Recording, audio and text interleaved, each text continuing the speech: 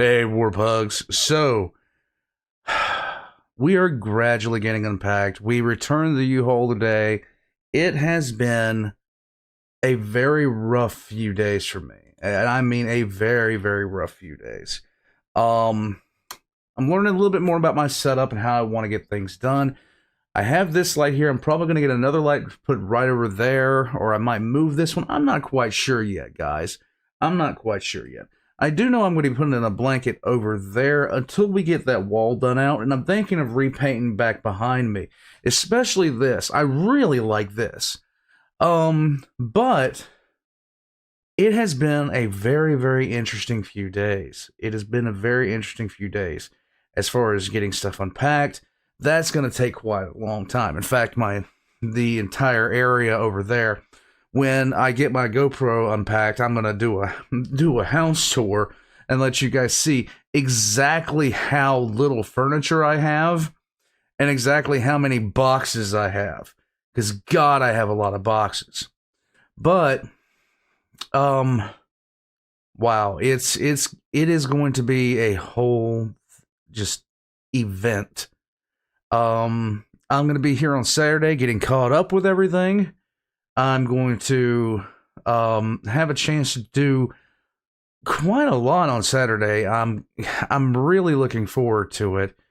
But what I can't wait for, honestly, is to get my GoPro and for my legs. Like, my body's been through quite a beating. I have my wife and my in-laws do live with me. But for the most part, I had to do a lot of the loading and unloading of the truck alone. And that hurts. And it got to the point where at one point I just had, like, at several points my legs were just so torn up I can barely walk around right now that I've had time to sit down and rest. I am taking a little bit of supplements to try to help my body recover a little bit, but this is partially my own fault because I knew that this was going to be like this. I just didn't know it was going to be, at the end of the day, this rough on me. But with all that said and done, guys, I am very, very happy right now with everything and how everything looks, and eventually I'm going to have this place set up the way I want. So like I said, I'm planning on painting in here. I'm planning on adding a couple more foam, little foam panels and stuff like that to kind of help out my sound buffering a little bit. I know I sound different, and God, I'm gonna be a busy guy, and I'm really looking forward to it. I appreciate everyone that has, wish me well on this. This has been a great journey to go on so far, and the best thing for me is knowing what I'm going to do with this, because I'm going to be taking you guys along for the ride for a little bit of this. I've actually considered making a third channel, and I pretty much laid out the groundwork at this point for myself. So I'm going to be taking you guys on with me. I'm not sure if it's going to stay on this channel or if it's going to be on another channel, but basically I'm going to show you guys everything that I can, see myself. Might take you guys fishing, some other stuff like that. The lore channel is going to remain the lore channel. I'm going to be doing additional things. I'm going to be eventually getting a green screen, putting it right over there. I might or might not update my camera. I'm not sure, but there's a lot of things in the works. I did not know how much I was going to be able to do channel-wise. The old place, everything was so tight and so confined that, there was really nowhere for me to build like a sound stage to do actual voice work. There was nowhere to do like everything. I had to really work within, extensive restrictions on everything. So, doing certain things just were out of the ballpark for me. They aren't anymore.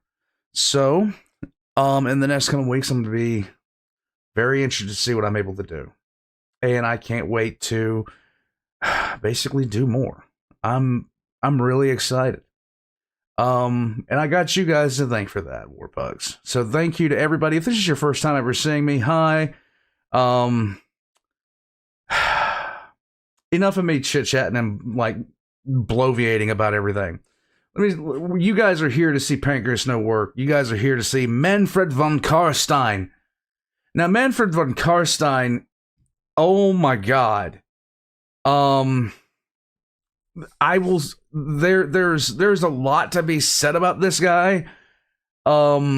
His cadre is okay.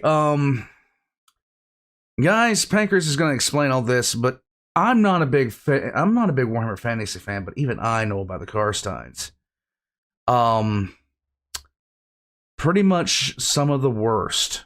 And Mannfred von Carstein is the absolute worst. And that, my dear Warpugs, comes from PancreasNoWorks, who knows a lot more about fantasy than I do.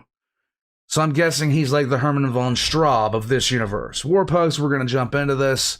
Be sure to subscribe to Pancreas if you haven't already. The guy deserves everything. And I still appreciate him for working with me on the Avatar of Cain lore video that I have on my lore channel. Warpugs, let's jump into this. Let's get going. Great character, obviously. Oh, wait. I had to check my audio. Videos about characters we all like are great. I mean, everyone likes to hear about a cool character like Vlad von Carstein. He's a great character, obviously villainous, but he has things about him that are good, like his genuine love for his wife Isabella. That sort of thing makes a character very compelling. But sometimes you just want to spend time hating on someone, a completely irredeemable piece of filth who deserves every horrible thing coming to them, and learn. I just mentioned Herman von Strab. Just exactly why they should be kicked squarely in their undead jewels at every single opportunity. Let's talk about Mannfred von Carstein. Mannfred is an interesting fella. He's a fairly fun villain, to give him his due credit. He's hammy, he's devoted to his villainous schemes wholeheartedly, and because he's a vampire wizard in Warhammer, he's both great at casting magic and ripping people apart with his bare hands. Yay! But for admittedly meta reasons, he's the ultimate in-universe reason for things going as wrong as they possibly could. Doubled with the fact he was already Warhammer Starscream, and you'll notice that a lot of people in the fanbase of Warhammer Fantasy hate this man, including me. I hate you, Mannfred von Carstein. I hope you explode. So in the name of a completely biased opinion that I will not be putting aside, let's take an entirely unobjective look at Mannfred von Carstein. Keep the bias. It's why we love you. The vampire that ruined it all. Before we begin though, hear me out. Mannfred von Carstein is many things. A vampire, slimy in every sense of the word, but he is in many ways quite smart. He knows how to do what he needs to do. And I bet if it existed in his world, he would be a proud user of Brilliant, the sponsor of today's video. Brilliant is the best way for anyone to learn math, data science, and computer science skills. Learning can be a boring and tedious thing, but Brilliant thankfully knows that the best way to learn is to make it interesting. Yes, I know my shirt is wrinkled all to hell. I just thought about it about 2 seconds ago. I'm having to pluck everything from basically bags because we don't even have stuff set up to put them in it. It is a thing. And it really is fun to learn on Brilliant. It's got all sorts of visuals and mini-games while you're going through the courses that you'll never have that moment like in school where your head's on your elbow and you're trying not to fall asleep, but you just can't stop yourself from passing out for a second. You'll have the opposite, where all of a sudden you'll realize that, hey, I'm actually enjoying this lesson. To make it even better, it's completely at your own pace and customizable. Stuck on a topic? Just redo it again until you're good to go. Want to learn something a bit more advanced? No problems there either. And while you're at it, take all the breaks between lessons you need to. Brilliant isn't going anywhere because it understands everyone goes through learning in life at their own pace. I decided to check out the Predicting with Probability course. Warhammer Tabletop is all about comparing stats between models to see who comes out on top after all, so I figured if I could get the hang of probability, I'd be better equipped to play the game. Things like what are the odds this attack actually hits, that sort of deal. And that's the beauty of Brilliant. I'm choosing to take this lesson because I want to be better at war games, and you can choose any of Brilliant's thousands of lessons for your career, schooling, or because you too want to get better at throwing dice around. And just You know, for me, whenever it comes to logic programs, like even simple logic programs that they put into games, I'm completely lost. This might be something I could use to sit there and help me be better at games. Who knows? to give you a bit more incentive, using my link in the description, which is also on screen, you can get the first 30 days of Brilliant completely free. To top it off, the first 200 of you to do so will get 20% off your annual plan. That's http://brilliant.org/PancreasNoWork/ for 30 free days and 20% off the annual plan for the first 200 users. There you There's go. never a bad time to start learning, so try Brilliant out today using my link and start now.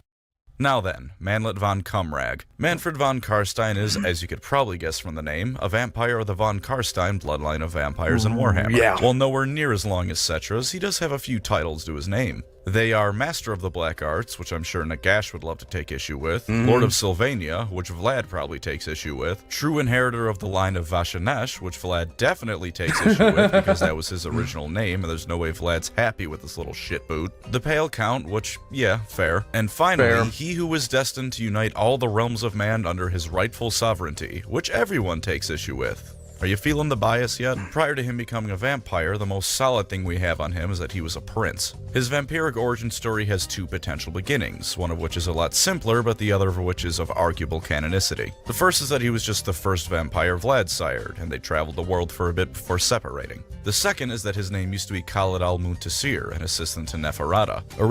Khalid al-Muntasir. How can I say that? How in the world can I actually get that pronounced and I can't pronounce other things? If you want to laugh this little segment, I really sound depressed because I re-recorded this bit because I said noodle. And no, I'm getting a bit of a cold.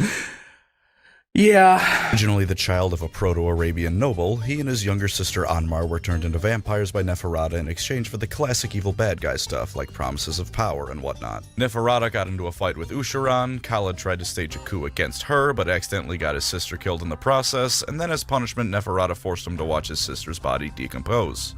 Yikes. Oof. Also take note of this, because it's one of the only times Mannfred will ever feel sympathy for another being. He's then forced to serve Nagash directly for a bit, then Sigmar does that thing he does where he bashes someone head in with Galmaraz, and now Mannfred is pretty much alone. In this version, he's a Lamian bloodline vampire, and the Lamians aren't the biggest fans of men, so he would have been at best treated like a second-rate citizen by his own bloodline. Okay. So he shacks up with Vlad, takes the name Mannfred instead, and the rest is history. This one is pretty interesting because it gives Mannfred quite the secret that he's not even a true von Carstein. It could potentially explain why he hates Vlad so much and tries to get him killed, because Vlad knows his secret that could be a huge blow to Mannfred's legitimacy as a von Carstein. That all being said, the canonicity of this one is in question for a couple of reasons. One is that unless I'm mistaken, this is all out-of-universe confirmation by Josh Reynolds that this Khalid fellow is actually Mannfred. The other major reason is in-universe, that being that when Mannfred was trying to resurrect Nagash, he was fully planning on absorbing his power for himself. If he was around when Nagash was alive and kicking the first time, that means he was present for the fall of Nehekara and all that. So Mannfred should have known damn well there wasn't a chance in hell at him pulling it off. At the end of the day though, whatever interpretation you prefer works equally well since the meat of his story begins later on. More specifically, it begins during the first Vampire War, when the Empire of Man faced off against the Vampire Counts of Sylvania. Vlad at this point was fully committed to the Vampire Lord shtick and decided that he would be a better emperor than anyone else. Being a vampire, the only way he could do that was by raising an army of hundreds of thousands of the undead and bringing ruin to the Empire so he could take the throne by force. Mannfred's role during all of this was as one of Vlad's generals, and to his credit, he did fairly well. In one night, the entire ruling family of the city of Nuln was dead by his hands. But it was at this point Mannfred decided that he was going to go independent. Clearly, he was too good to be subservient to Vlad von Carstein. Somehow he didn't explode from the sheer level of wrongness from this line of thought, and he began plotting. Arrogant though he was, he knew damn well trying to fight Vlad head-on was a death sentence. But he also knew the secret of how Vlad was able to resurrect and come back every time someone managed to kill him, the von Carstein ring.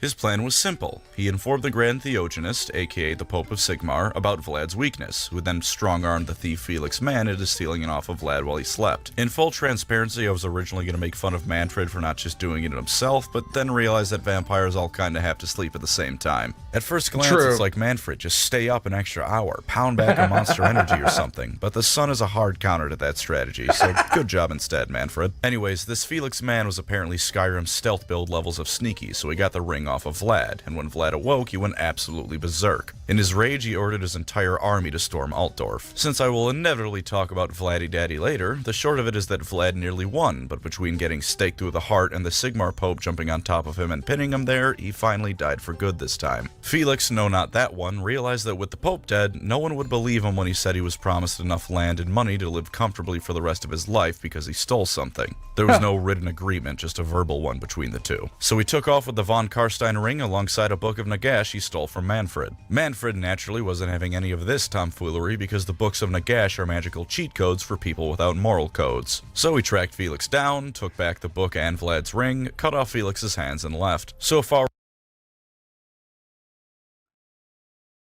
that was a lot in a very few amount of time, and my brain just crunched in. Smite X Transformers.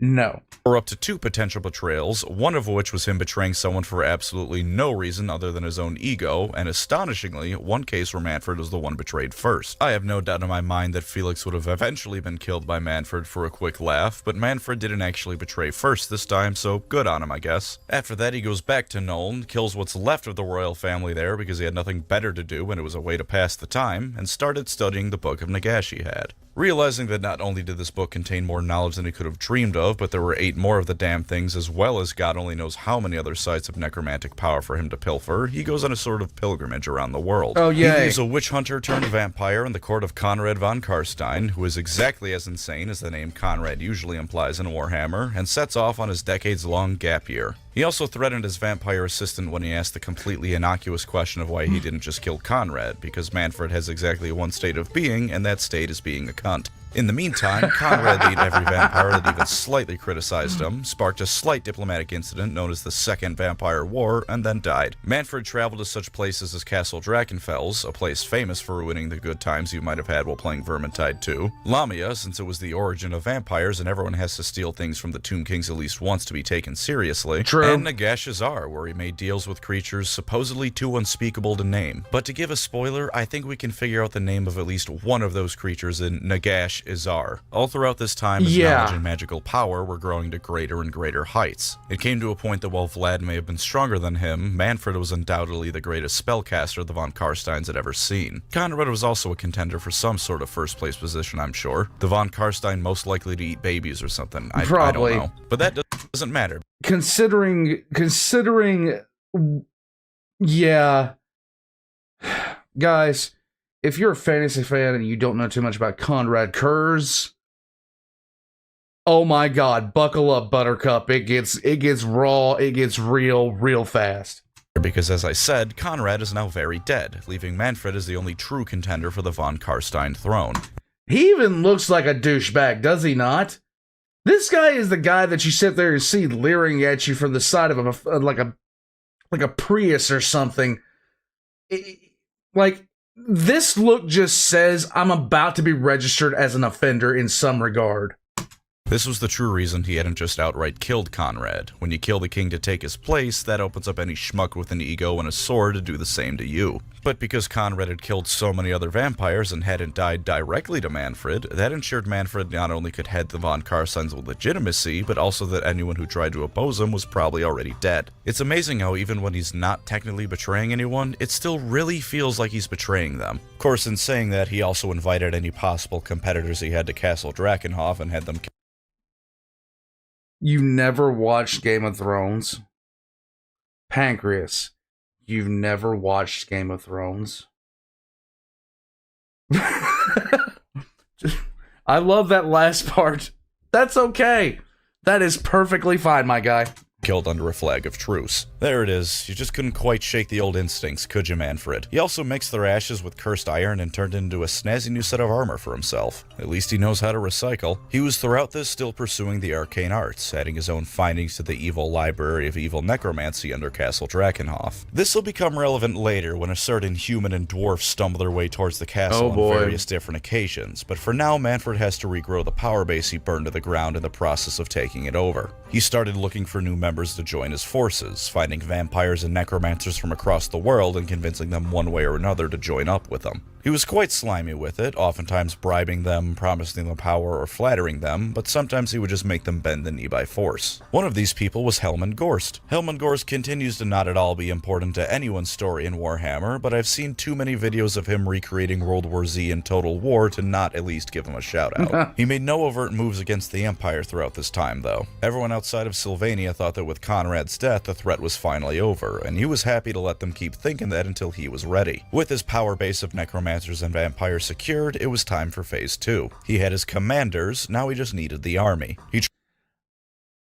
If you're wondering, one thing I've noticed about the vampire counts, all of them have names that are, well, some of them have names that are strikingly similar to other names that should give you an indication that yes, this is the bad faction. Traveled across the wilderness of the Empire of Man, rummaging through crypts, burial grounds, and really anywhere with a more than zero amount of buried dead people. In addition to the classic zombies and skeletons, he would also raise wights, banshees, and other spirits to his cause, because you can never go wrong with a few extra hero units. When the Empire was racked with a civil war, as it tends to be every few hundred years, Mannfred made his play. He made the ballsy move of invading the Skaven to use their tunnels, and across the Empire did he send his forces with undead Skaven now bolstering their ranks. Oh boy. Combine the civil war with the onset of winter and the end of the summer campaigning season, and Mannfred faced pretty much zero opposition in the stages of what was now the Third Vampire War. Entire villages were razed and turned into more undead, and eventually this started snowballing in a rather morbid sense. Towns would hear of Mannfred's horde approaching them, they would all flee, and then they would all freeze to death for Mannfred to resurrect as more zombies. This part of the war became known as the Winter War, and Mannfred destroyed what forces were cobbled together to try and stop him. By the time he got to Altdorf, it appeared as if the city was entirely undefended, and Mannfred's ego was at this point in time close to achieving apotheosis as its own chaos god. As far as he knew, he was about to go beyond what Conrad and even Vlad had ever achieved. He wasn't just going to be a vampire count, he was going to be a vampire emperor. Then the Pope walked out with one of the few evil necromancy books that weren't written by Nagash, read some passages from it, and Mannfred's army started falling apart. On the one hand, this is rather anticlimactic, but on the other hand, it's also incredibly funny. He was on the cusp of victory, and then whoops, turns out the Empire has their own store of magical cheat code artifacts. To be entirely fair though, the Grand Theogenist read out a spell whose whole purpose was unbinding other spells. He didn't just start desperately reading passages from the book and it happened to work out. Mannfred pulled his now rather reduced army back, since it was at this point the Empire revealed its entire army was waiting for this exact moment inside of Altdorf. He had to accept he wasn't getting the throne just yet, but he wasn't defeated either. He figured if he couldn't just take the Empire by force immediately, he'd starve it out. So he headed on over to Marienburg to besiege that place instead. Marienburg responded by mobilizing the entirety of itself, and even the High Elves decided to get in on the kicking Mannfred in the crotch fun.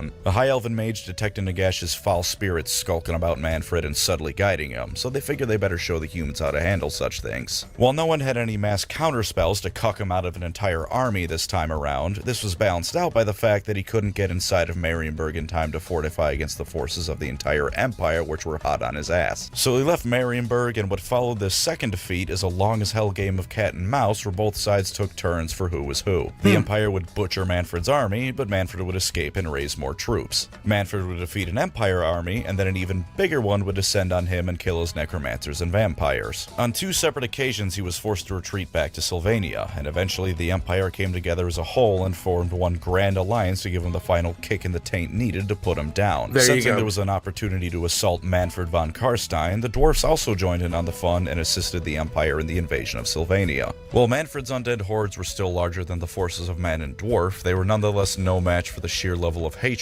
leveled at his dumb, stupid, dumb, bald idiot head. Even the marshes of Sylvania failed to slow them down, and Mannfred was drawn into battle at a place known as Hel Fen. As a last-ditch effort, he went to find the ring he had stolen from Vlad so that when he was inevitably killed, he would just show back up later nonplussed. But someone grabbed it from wherever he took it, so now he was really up the creek without a paddle. His last-ditch effort was not the nail gun, but to fight the armies of man and dwarf individually. I love that reference. I love that damn reference. Because otherwise even he knew he was no match. Unfortunately, the Elector Count Martin of Stirland had his forces crash into Mannfred from 3 different angles. With his forces having encircled Mannfred's, the only thing left running through Martin's head was "fuck it, we ball." Mannfred tried to cut and run, and that was when Martin descended on him on his griffin mount. Though Martin was pretty badly wounded in the ensuing fight, Mannfred was killed by the runefang Martin held, and his body sank to the bottom of the swamps of Hel Fen. Now, when I tell you that they never found his body, you're almost certainly going to think that GW was pulling the classic, "oh, he wasn't actually dead" trick, but no, he died here. Mannfred was put down like a dog. And then a necromancer named Stillman did what necromancers do best. Never trust a guy that looks like this. If this guy followed me into a 7-Eleven or followed me out of one, I'd be ready for some shit to go down. Like some serious next level, holy God, this is going to be life altering. Like you really need to be on your guard type stuff.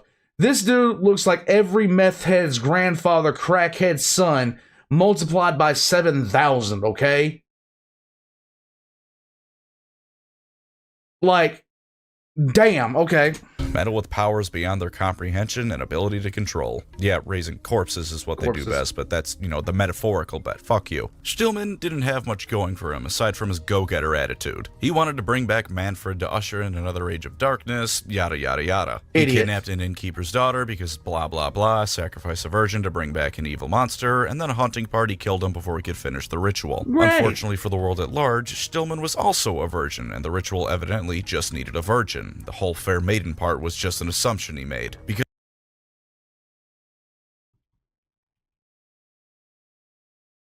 wonder why he never got laid.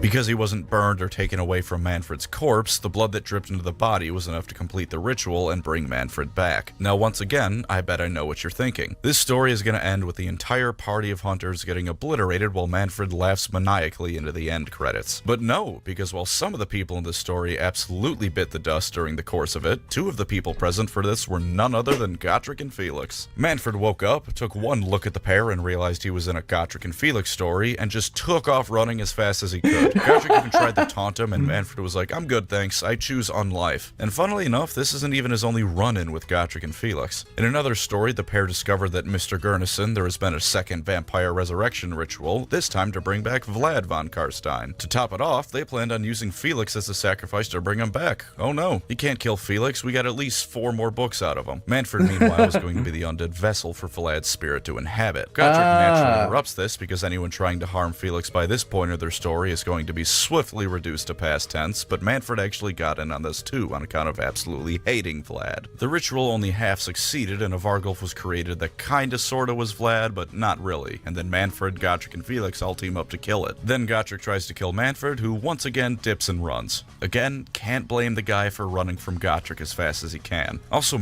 like, seriously, who wouldn't run from Gotrek if Gotrek was pissed at them? Give me a short list.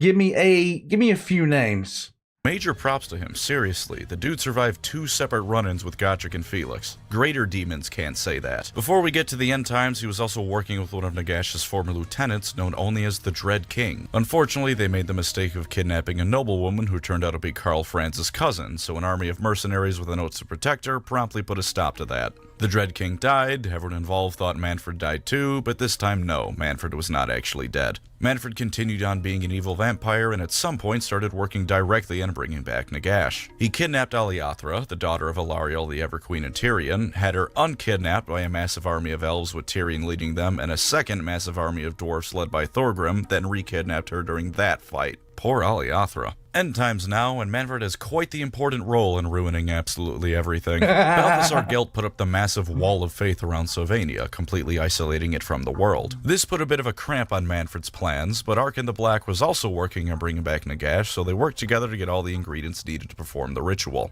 This included, but was not limited to, Nagash's hand that had been cut off forever ago, Aliathra, the Fey Enchantress who was given to Mannfred by Draika of all people, and Volkmar the Grim, who was trying to purge Sylvania of undead taint. He did not, in fact, purge Sylvania of undead taint, and did, in fact, become the body that Nagash's spirit hijacked to re-enter the world stronger than ever before. Just before that happened, congratulations. Though Otharion the Grim broke Mannfred's arm, which is at least one nice thing to come out of this. Otharion then got aged to dust by Arkin immediately afterwards, but I don't blame Arkin for doing that, just the writers of the end times. Nagash horrified Mannfred. For the first time in perhaps his entire life, he realized just how insignificant he was to the truly big players in the world. As he watched Nagash destroy Nehekara and devour the god of the dead, he realized his plan to hijack Nagash's resurrection and steal the power for himself was a fool's dream. Oh, he also got Luther Harkon killed by breaking his legs, cutting off one of his hands, and leaving him to fight against an endless horde of demons. There Thank you you, go. Mannfred. Very go to hell. Mannfred for a while didn't do too much of note after this. When Vlad decided to be a cool dude as he does and help out the living against chaos, Mannfred tried to take his place. Instead of making Vlad look bad though, he didn't really do anything and just ended up losing to Nurgle forces. He did at one point kill a great unclean one by himself, but Nagash had previously to that murdered an entire combined force of Skaven and Nurgle forces, including a great uncleaned one. So quite frankly, anything short of decimating an entire army at once with Death's magic is gonna fail to impress me, Mannfred. That's Right. what happens when you bring back your faction's big bad, Mannfred. Nothing you do going forward is gonna look good by comparison. The funniest thing to ever happen in Warhammer then comes when Nagash sends him to Athel Loren to make a very tenuous peace with the living. For what it's worth, he doesn't initially do anything to ruin everything. When Nagash offers the person who killed Aliathra as a token of goodwill, Mannfred points and laughs at Arkin. He thinks the dumb, snooty lich is finally gonna get everything that's coming to him. Then suddenly his mount throws him off and he's put in a box by everyone present. Turns out that almost no one left knew Arkin was involved, while everyone else saw Mannfred's pale ass kidnap Aliathra. So they stuff him in a cage and leave him to rot for all time. There you Then go. Be'lakor, first demon prince and all-around dickhead, goes snooping around Athel Loren to cause some chaos when he finds Mannfred. Mannfred had been able to hear about the goddess Lilith's plan to create a new world free of chaos, and in exchange for freedom, he rats out the entire thing to Be'lakor. That whole safe haven plotline then goes completely nowhere as the Chaos Gods presumably destroy the place. On the one hand, most of the people going there were Bretonnian Grail Knights, so I'm glad it exploded. On the other hand, what the hell, Mannfred, you total dick. Mannfred then goes to Middenheim to join forces with Archaon. Archaon knows damn well that trusting Mannfred is a fantastic way to ruin your plans and tells him to piss off, There leaving you the go. vampire now alone in a world that's got a foot in the grave. Not really. I continuously look at this art image whenever it pops up, and I wonder what in the world this guy here is actually looking at. What did this guy just see? Because this is the look of a guy who thought he had seen everything there was to see, and is now coming to the stark realization that there's some things out there that are more horrifying than you can possibly imagine. And he's just seen one of them. Really having anything better to do with himself at the moment, he just kind of skulks around the chaos forces being miserable at his place in life and almost regrets his actions. Oh, That is really? until the last-ditch effort to save the world starts happening, and he realizes he gets another chance to kill Vlad. Not to take his place or anything like the first time, he's just being a bitter asshole. Of course, since Vlad is a total sweetheart, he sacrifices himself to cleanse his wife of chaos corruption, robbing Mannfred of any meaningful reason to even be there. And then he decides to do the really funny thing that he does. In order to spite Vlad one last time, he will fully embrace everything that makes him Mannfred. He will not just be a treacherous, backstabbing weasel, he will become the treacherous, backstabbing weasel. One who will have songs sung about him until the end of time about how much of a prick he was. The incarnates of magic were moments away from sealing the chaos rift Archaon created. As the ritual was going on and it looked like the day was actually going to be saved at the last minute, Mannfred walked on up and literally stabbed Balthasar Gelt in the back. Balthasar Gelt exploded in a burst of magical energy, driving Mannfred insane and ruining the ritual for everyone. This would suck for Mannfred, much as he deserved it, but a more immediate problem for him is that Tyrion saw him do this. This resulted in Teclis's death, meaning Tyrion has now seen Mannfred kill his daughter, his brother, and ultimately everything he's ever known and loved because the world's about to end. Before the final curtain call, Mannfred gets everything he deserves, having the power of the sun stake directly through his heart as Tyrion cuts him down. Then the world ends, all because Mannfred von Carstein is physically incapable of doing anything non-treacherous. Thank you, Mannfred von Carstein. Beyond all other things, the first Warhammer setting dies with a whimper because you couldn't hold yourself back for 5 minutes. At least he's Or the authors couldn't hold back from doing something relatively stupid for 5 minutes. But that could be said of the entire end times. dead now. Nope, just kidding. He returns in Age of Sigmar as the Mortarch of Night, his old job during the end times that Nagash saw fit to bring back. For some reason, he didn't bring back Vlad or anyone worth keeping, but there's actually some reasoning behind Nagash bringing back Mannfred, even if Vlad and Isabella should have come along for the ride. Mannfred is kept around for a couple of key reasons. One is that despite being a treacherous snake, he's powerful, so throwing Mannfred at an enemy commander will at the very least hurt someone else's forces a bit. Another is that Mannfred, being a treacherous snake, is a bit of a roadblock to Neferata, who also returns in AOS and is also a bit of a treacherous snake herself. Those two constantly getting into betray-offs with each other and the less powerful vampires means that they're spending less time directly screwing with Nagash and his plans. And to top it all off, it's fun to torture Mannfred whenever he messes up, or Nagash just kinda feels like it. Nagash, being rather cross with Mannfred for the whole destroying the world thing, stuck Mannfred in a land where everything decays forever, himself included. Mannfred couldn't die, but he did have to live in a nationwide version of Chicago for all eternity, which is quite frankly a fate worse than any death I can imagine. For his part in things, Mannfred created a nation called Carsteinia, a recreation where everyone loves Mannfred and he gets to rule over fake versions of Vlad, Conrad, and everyone else. He initially created the whole thing to make himself feel better about how shit his life is. Then he miraculously had the slightest moment of introspection and realized that, wow, this is incredibly pathetic. All it ever really did was remind him of how all the actual versions of these people were better than him in every way, so he rarely spends time in the nation he nominally rules. When Chaos invaded, he tried to fight off a Khornate army and failed, and pulled the classic Mannfred von Carstein and abandoned everyone there to die while he ran away. He was captured by a Chaos Lord, but was eventually freed by a Stormcast named Tarsus, who in his pre-Stormcast life was a man named Tarson and one of Mannfred's living allies. And this, ladies and gentlemen, is important, because it's either the second or first time Mannfred feels any sort of positive emotion or regret towards another being, depending of course on if you consider his Lamian origin story to be the true one. Tarsus wanted to be guided towards Nagash in exchange for freeing Mannfred, as he had a message for the Skelepope, which Mannfred actually obliged with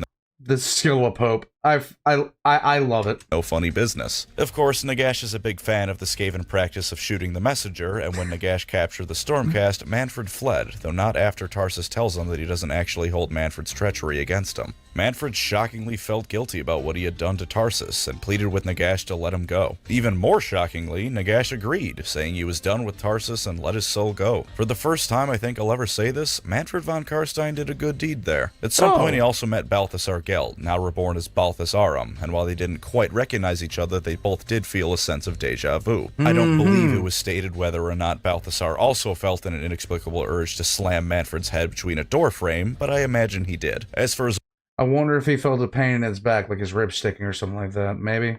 overall position in Grand Alliance death, he's one of Nagash's chief lieutenants and in charge of larger scale operations. More tactical and nuanced stuff is left to the Ossiarch Bone Reapers, but if Nagash just wants the general presence of death in an area, he'll tell Mannfred to swamp a location with zombies. The sort of thing to bring down the property value of an area. He still wants to be free of Nagash's rule and hasn't made any true progress on it, but ever since Nagash had his body obliterated by Teclis, he's perhaps for the first time able to potentially make some solid ground towards that goal. He hates Arcan and wishes he was dead, but knows that he's still gonna return even after being thrown into the depths of Hysh by Eltharion. Overall, he's been feeling pretty good about himself lately for the first time in eons. Someone should really put a stop to that soon. And since I can't think of anything even remotely resembling a segue, let's do or don't Mannfred von Carstein now. Go for it. Thinking of lore positives is going to be a real tricky one this time around, but if you like schemy bastards, you can't do much better than Mannfred. I would personally recommend the Skaven for that, but if you want Starscream but a vampire instead of a rat, Mannfred's your go-to choice. He's also the sort of guy to win at all costs, no matter the morality of a course of action or lack thereof, so if you like that sort of villain, then go for him. He's also obviously a returning character from Warhammer Fantasy, so if that's what you want in your Death Army, he's gonna be perfect. His armor on Warhammer Online Age of Reckoning was one of the best games I ever played that was destroyed by the fact that they just did not do any kind of alpha or beta testing on the damn thing and wound up just completely screwing it up from the outset. Mythic Entertainment. Rest in piss. For selling yourself to EA, for doing everything else that happened with that. Just, I mean, oh my god, guys. I played a witch hunter, I played a witch elf, and I also, what were some other things Like, I played a warrior priest of Sigmar. I had a lot of fun playing this game, but they never got the end game. The end game was an absolute joke.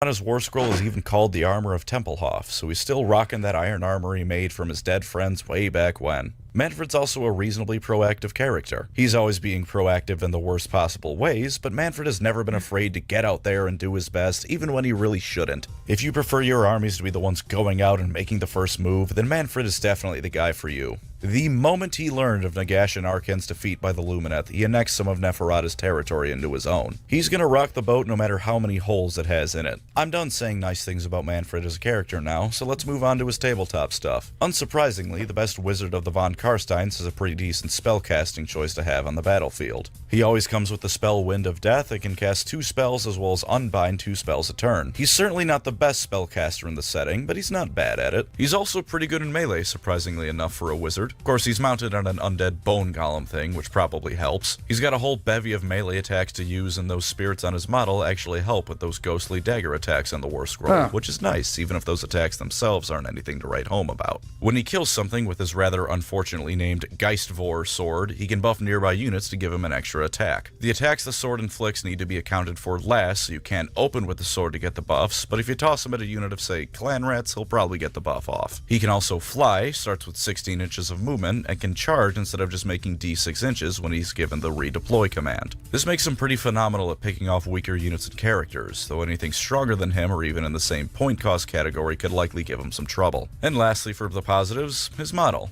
It's good. I don't have a lot to say in it since I think it's overall just good. I guess I wish the orange bits in the inside of his mount looked a bit less like melted Lego Star Wars studs, but I don't think they're bad. His face is also a little goofy, but I honestly count that as a positive. Mannfred should look like a goober because he is a goober. We're gonna move on to lore downsides now. This entire video has been lore downsides for Mannfred von Carstein, but let's get into specifics. If you want a character with any sort of morally redeeming quality, you don't want Mannfred. Yeah, as a member of the Death Grand Alliance, you probably expected this, but aside from Nagash himself, he's the worst of the options you can choose from. The single moment of pity he felt for someone he betrayed doesn't count, because he wouldn't have needed to feel pity if he didn't abandon his allies to die to begin with. He's also got a rather extensive loss record. He lost the Vampire Wars, the first because he decided Vlad needed to go. The third admittedly wasn't something you'd have planned for with the whole cursed book nonsense, but he still lost. He lost against Chaos the first time it showed up in AOS, and yes, I can judge him for that because Malekith did just fine. He kept losing throughout the end times, both during battles and with his overarching plan. He's just a loser.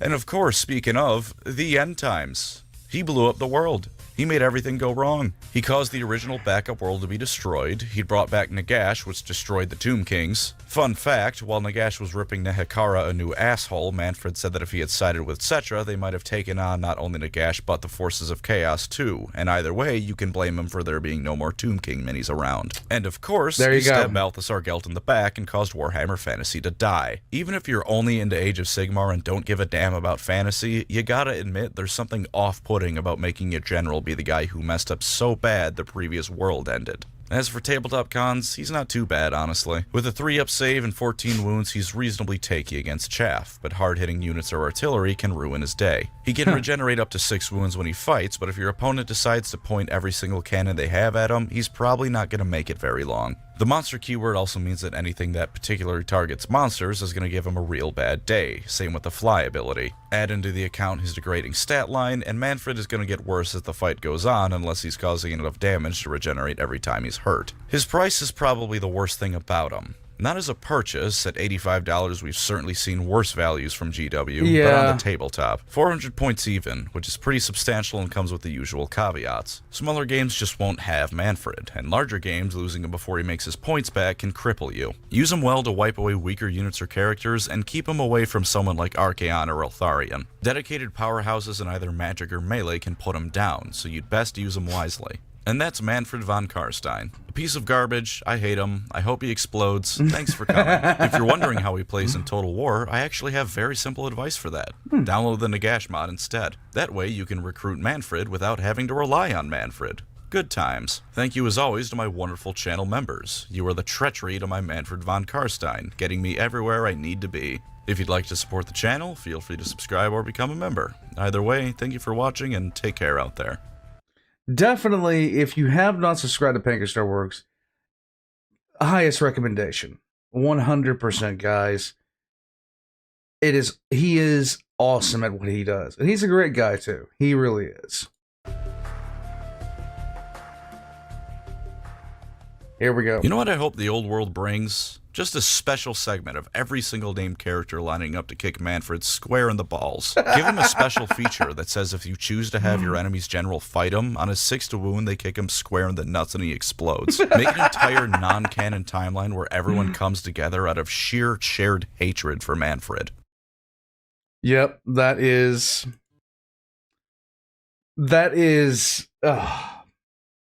Warpugs, it's rare that I come across somebody that hates a character as much as I hate specific characters in 40k. And this seems to be one of those incidents. It's always fun listening to somebody just go through an absolute dunk contest on a character, and I'm here for that. Warpugs, Mannfred von Carstein, I don't know. The first time I ever played Warhammer Fantasy and I saw him, the first time I ever heard of him, like, just the name alone, I was like, this guy's gonna be a dick. And turns out I wasn't wrong. Now, initially, when it boiled down to it, I thought about playing when I was playing Warhammer on the actual Total War Warhammer, because I never got into the tabletop of Warhammer Fantasy. I just never did. Like, I was gateway drugged through that because it looks so much like D&D, only with tabletop miniatures. I got gateway drugged straight from that into 40k. So I was in fantasy long enough to learn the very basics. Oh, dwarves are there. Oh, there are elves. And then I went right into 40k. Never really passed go. Never really collected $200. It was, we're playing D&D. Hey, this is Warhammer. Oh, by the way, here's this book. And from that point on, I was fully 40k, and I never really looked at fantasy besides just the most fleeting glance. So I really get him when he talks about some characters not having art. I mean, Euphrates Keeler had art 5 years ago. Speaking of which, I never really got over. Warpugs, I'm gonna head out from here. Thank you guys for joining me. Look forward to more stuff. Like, that bookshelf is going away. I'm gonna be doing some other stuff. If you're wondering where the old shelf is, it's actually sitting over there. My router's sitting on it right now because I can't find any way to put it back there. Be looking for some stuff to come show up here. I've got some ideas for things to happen. Shenanigans is back on for tomorrow night. I will see you guys there. Warpugs, I will catch you guys next time.